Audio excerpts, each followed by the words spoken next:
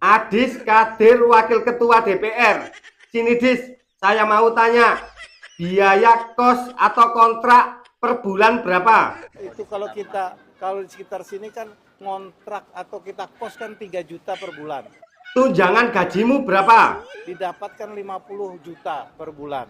Terus apa yang kamu permasalahkan? Kalau kita 3 juta kita kalikan 26 hari kerja berarti 78 juta per bulan.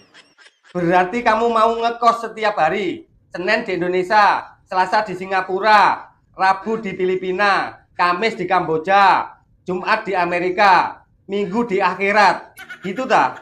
Padahal yang didapat cuma sekitar 50 juta per bulan. Nah, jadi mereka masih nombok lagi. Gajimu 50 juta, kamu kurangi biaya kos per bulan 3 juta. Hasilnya 47 juta. Itu untung atau rugi?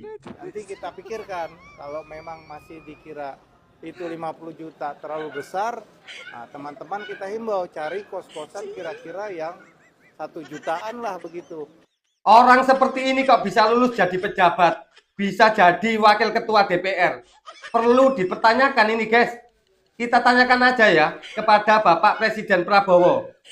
Permisi Pak, saya mau tanya. Ini ada wakil ketua DPR, namanya Adis Kadir. Kenapa bisa lulus ya Pak? Menurut Bapak orangnya seperti apa ya Pak? Bajingan yang tolol, ya kan? Anjay.